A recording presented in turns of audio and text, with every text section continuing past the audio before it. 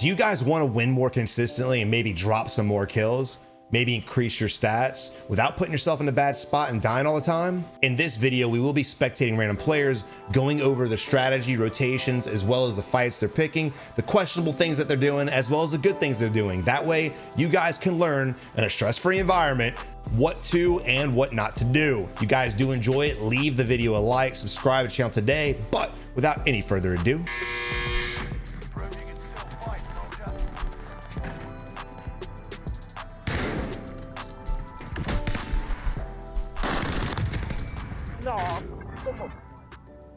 see if we get any better luck. I saw TTV, I got excited, not gonna lie, but instantly went down. And that just is what it is. All right, Jingleberry is gonna be landing back on his teammate. Now look, the enemy has... All right, so right now we're in a regain. All we gotta do really just is get these scavs. Now, when you regain like this, right? Meaning hot drop, still beginning game, there's still gonna be a lot of enemies around. You have a few options. One, you can just grab the scavs and dip. Hopefully no one shits on you. Or two, you can get a little aggro with it and maybe die and respawn. Next game. Me for one, I'm gonna go ahead and full send everything I can while trying to get my teammate back. Doesn't look like there's a buy station at peak, which is always the weirdest thing in the world. So again, options are endless, especially now that we have the loadout drop to our left-hand side. It just helps us kind of... Don't worry about it, brother. I know it's glitched. I get it. It is what it is. Let's go ahead and get these scavs and get the hell out of here. Today. There you go. All right, now look, we don't need this other scav. We have enough money to buy our teammate back. So what I would do if I'm on the regain, I want to survive mentality, go grab Lodi, and then make your way to one of these buy stations after that. The problem with finishing the scav, if you don't feel like fighting everybody, is you're probably going to have to fight everybody. But I'm always a huge fan of telling you guys to always engage as much as possible, especially beginning game. You know, mid game, late game regains, you know, you always want to play that smart to the best of your ability. But early game, there's really no shame in resetting and getting another match going. So just utilize that little time you have. Oh my God. To practice your gunfighting ability. So we've passed up Lodi altogether. Now I want to go ahead and point out the fact he is a 298. So this is not his first rodeo.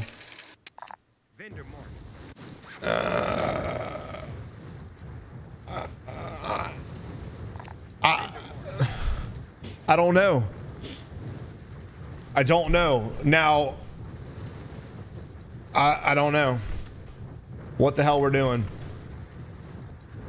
So I'm assuming a bomber destroyed his Lodi. No surprise there. Again, if you would have grabbed it from the get-go, we wouldn't have had that problem in the first place. So now we've got to go around with the ground loot MP5, which is okay for now. Oh, I thought I was about to get caught up in the reload animation. Now look, let's talk about his regain. Let's talk about the problems with it real quick. The main issue is the amount of time it took for us to regain.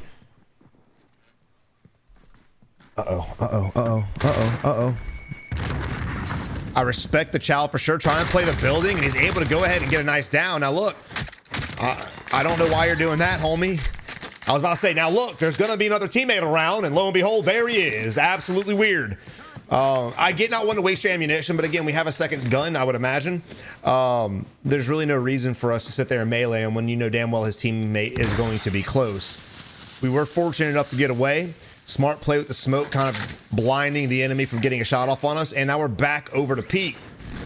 Again, wasted time. And that's something I wanted to talk about before that little fight right there. Is the amount of time it took for us to regain and get our teammate back.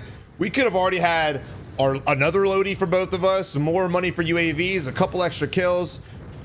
But, you know, this is, I think, players' top 3 mistakes is just wasting way too much damn time. Like right now, we really don't need anything. We just got to make our way up to the balloon, try our best to get back to our teammate and make a play off that. Now you could do something right here, right? We got a buy station next to us. Hopefully and probably there's gonna be a few $100s on the ground. If there is, you already know what to do. Buy our Lodi, but if not, hopefully your teammate Blue is gonna be on his way, but you don't even need him. There's the money. It's pretty expected.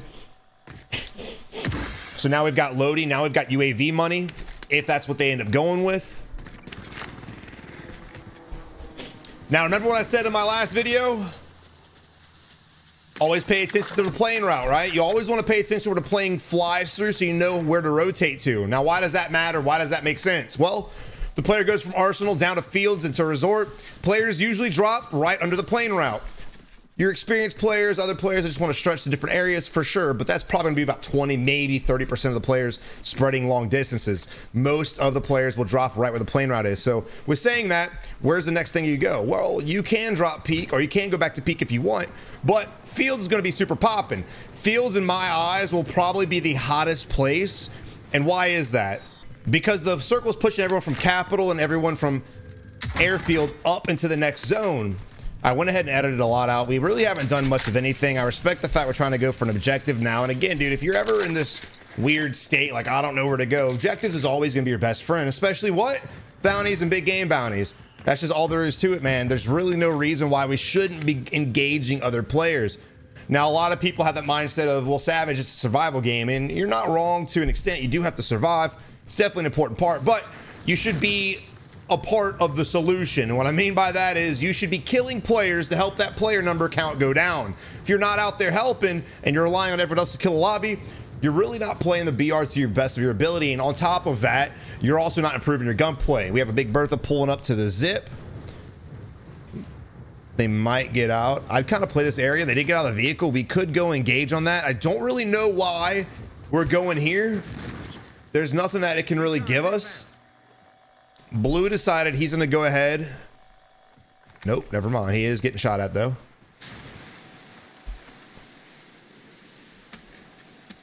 We bought another loadie. Okay, this is... Okay. All right. All right. Do you? But again, I don't understand why we need a second loadie. What does he even pick up? Restock? I can vibe with that. But again... It always just shocks me when I watch players just abandon an easy fight. That fight right there could have been extremely easy for us. One, we only saw the driver. There was no one in the back of the Bertha. At least I didn't see it. Correct me in the comments if I'm wrong. So that means it's 2v1 instantly. You land on the guy. A Savage, what if he gets back in the Bertha? Land on the Bertha, get in the damn Bertha, drive it away, get out, challenge the enemy, have your teammate drop on him. It's 2v1. It's a pretty easy fight. Even if the guy's goated, you're still a 2v1. But instead, we decide to divert to our second loadie, which is, you know, second loadie's fine, but we need to prioritize the kills and the enemies. Because again, what if that guy comes back and kills us? We'll never know, but he might. We've watched it a few different times in different spectating videos where players will just run away from another guy, from a guy, and they'll have to end up fighting them later on in the game. And instead of killing that guy when they had the advantage, like us, that guy ends up getting his teammate back. Instead of one, now there's two, and they end up blowing through us. So if you ever see an enemy or an enemy team out undernumbered, is that the way to phrase it? With less teammates than you, you've got to take advantage of that. There's no reason for that man to be able to drive away like that. And again, just notice with his patterns, there's really no pattern. He's just aimlessly running around chasing whatever he can. Oh yeah, here we go. Oh no, what's his teammate looking like? Okay, we got some. All right. You know, man. All right. Oh no. Ladies and gentlemen, do not ever do this.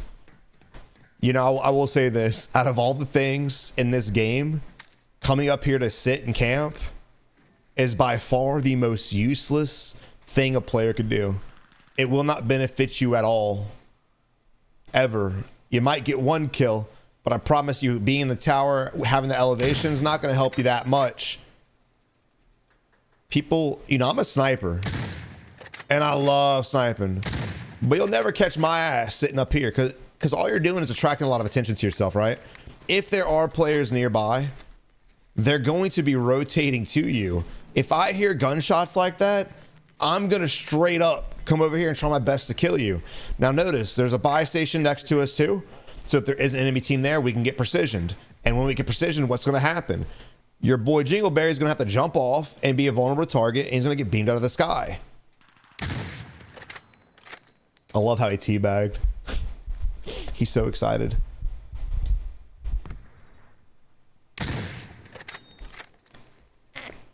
Now this is a style in Battlefield that was actually beneficial, like sitting back sniping and stuff. Like I get that, but this isn't Battlefield.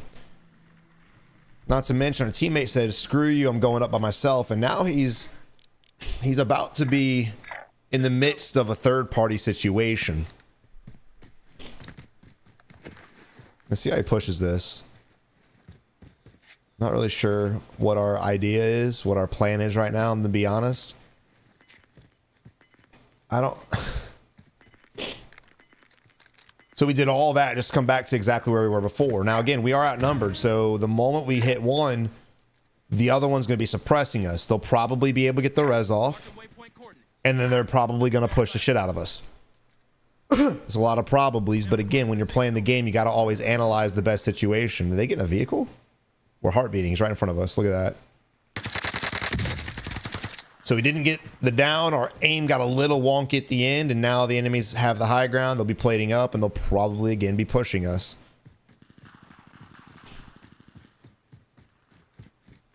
Don't really understand why he would do that. Look, don't get it twisted. I'm an aggressive player. I would have pushed the shit out of that, even it being a 1v2. But he clearly doesn't want to push it. He just wants to piss the enemies off and get an easy kill.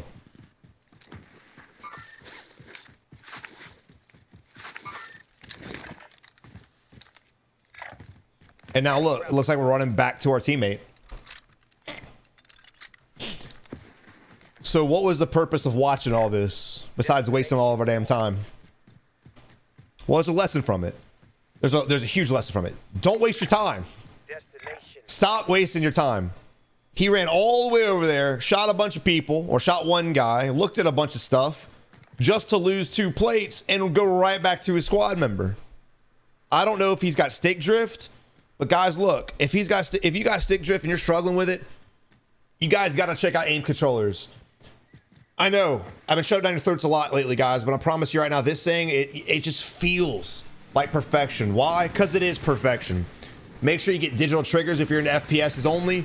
Absolutely amazing. Lifted sticks is a must. I honestly recommend a little control freak on top of the right stick as well. But use code SAVAGE, guys. Get a percentage off. Link will be in the description below. But man, I'm telling you right now, I've had all the pro controllers out there. This by far just shits on everyone's biscuit. Someone go get that. Yeah, I'm not sure exactly what's going on with the stick. It keeps going up and down, which is really strange.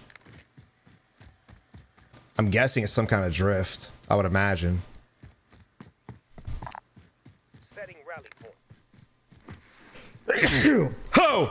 Bless me.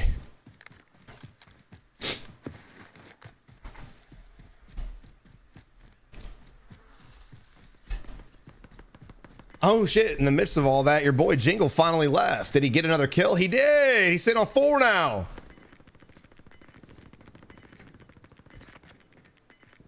All right, you know, despite talking shit about your boy sitting in the tower, at least he's got a mission. At least he's got an objective in his head. Your boy Blue is just running around aimlessly, and he has no sense of what he wants to do. He's got no objective. He's not got no internal mission. I'm gonna break down one of my gameplays for Thursday's video. If you guys want to pay attention to that, it'll come out Thursday. What is it? October 6th. We're gonna break down my gameplay, and I want to show you guys. I don't want to drop my gameplay just to flex kills and things like that, because I'm a shitter too. I want to display my gameplay to show you guys what exactly needs to be done as far as movement, rotations, and how to get out there and attack aggressively. Now look, the exact thing we called happened, just in a different area. I told your boy, and I told you guys, I said, if your boy sits in this tower, what's gonna happen? People are gonna hear him shooting, and they're gonna come and they're gonna shoot him in the ass. And that's kind of what happened, just in a different situation, a different spot. He relocated, did the exact same strategy. Lo and behold, the exact same thing we called ended up happening. Now, Blue did not get the kill, and he is again full sending it away from the enemy. Wait. We're going back up. Or heart beating. There we go. It's like we don't know there's guys up there. Nice knock. Now look, situations like this, we don't have nades, but I definitely would push up there. Or have your teammate at least land on him and get the XE. Oh, no. Absolutely not. But your boy, Armin is king, coming in clutch with the full ascent up the ladder. Love that. All right, as far as Jingle, I would have just landed on top. You pretty much could guarantee his teammate was inside. And it looked like he kind of closed the door on accident. The fact that we full sent down on top of this ledge right here to kill him instead of just playing the upper part was a little wild. Mostly because your boy Armin did get 2 blips right on top of each other on that heartbeat. And again, that's information that needs to be relayed to your squad member if he is going to full send. We got lucky there, but at the same time, Armin did a good job pushing up, trying to help his teammate out, and they basically converged on the enemy at the same time. In my videos on teamwork, man, I always tell you guys, no matter how bad of a player you are, if you just have simple teamwork strategies together, you can outplay almost any situation. Now look, as good as team play that was, they really haven't been communicating or playing as a squad, really, period. A few pings from Jingle when he was in that tower towards where Armin was sitting at, but other than that, that was kind of the first display of teamwork we've seen. And again, look at this. It's in game right now, and we are for some reason pushing up to the buy and the loadout. Now, why is this a problem? Well, the circle's closing in, and there are probably going to be people around us. It's the last buy that's safe in the next zone. There's still 7 teams up, so we're putting ourselves in a bad spot.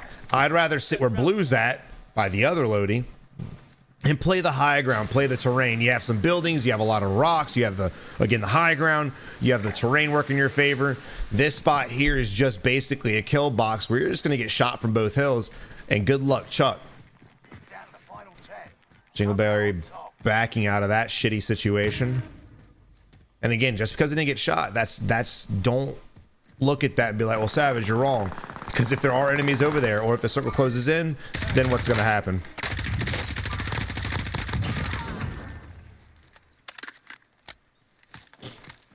Also, if we would have been here with our teammate, a little bit of teamwork, our teammate would still be alive right now. Kind of waiting to see if he goes and buys his teammate back or if he just fights it out. It is a solo duos, and his teammate really,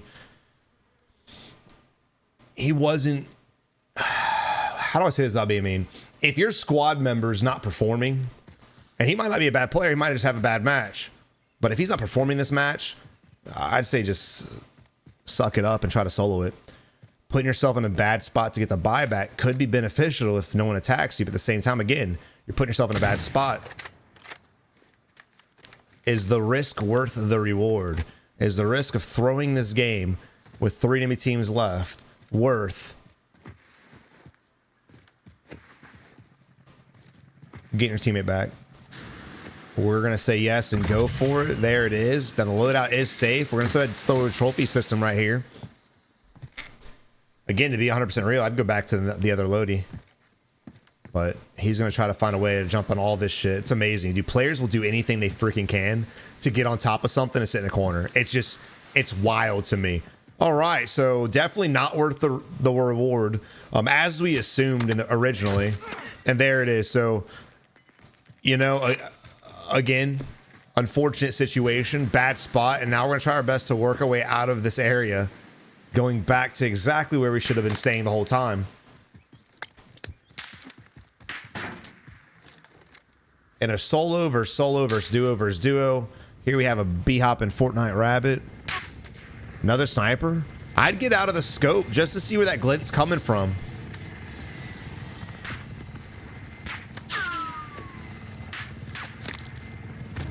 Oh, you got 2 glints right there, brother. Nice, nice. Now, don't get distracted by that duo. That hill to your right-hand side that he's looking at. Great observation. Just trying to pay attention to everything around him. You're going to have to play the edge of this circle slow. And what I mean by that is instead of just sitting right here where it's safe and allowing enemies to wrap up behind you and basically pinch you with the guys you're sniping at, just play the edge of the circle right here. I'm not a fan of playing the edge normally except for end game.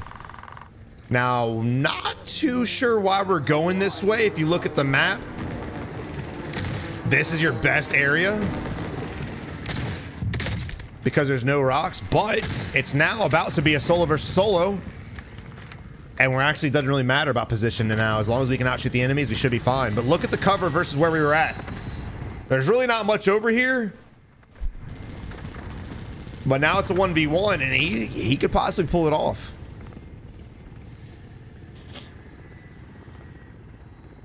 Let's see what he does. This guy looks like he could be a demon. We saw him shoot a sniper and he didn't really connect on anything. He did get his teammate back. And there it is. All right. Look at the position he's at right now. Now, guys, as I was saying before, going to back to the map, the best spot for him to be would have been the little pit that he was in on the right-hand side of the circle, right where that other loadie was. Why? Because we had the wood logs, we had terrain, ridges, we had trees, we had a lot more cover. But instead, he decided to wrap all the way to the far north for some odd reason, go prone on the hill with his glint shooting out for everybody. And how to know he was glinting? Because that's not a Vanguard sniper and he doesn't have the no glint attachment. So you know damn well he's glinting his ass off. Unless I'm wrong, someone let me know in the comment section below. Shit surprises me all the time, but that was just wild. There's no reason for that at all. But regardless, man, they played it to the very end. GG's. But look, man, regardless of whether he would have won or not, we all win games. A lot of you out there that want to get better, guess what? Y'all have won games, have you not? Have you not won games before? Don't you want to get better? Don't you want to win more consistently? You got to pay attention to all the tips and tricks we're given throughout the video, especially circle rotations, especially for Warzone 2. Because in order to win more consistently, it's not about relying on luck. And what I mean by luck is, where's the circle going to favor? Does it happen to favor you that one game that you won? How many players will actually be killing each other off? Are they all going to be focused on each other like that game right there, where is it just an even 1v1 towards the end? Or are we going to find ourselves in a very bad situation and we got to find our way to snake out of that spot? That's really the whole premise of these videos. There are many situations we all get lucky in and we all get screwed in. It's knowing how to work yourself out of those bad spots that really helps you become a better player. So regardless if you have 5 wins, 10 wins, 100 wins, shit, I've got 1,000 wins. We all need to get better. We all need to improve. And I think most of us are finally on that improvement train. But guys, I really hope you enjoyed the video. If you did, leave it a like, subscribe to the channel today. But until next time, man, y'all have a good one and good luck in Warzone.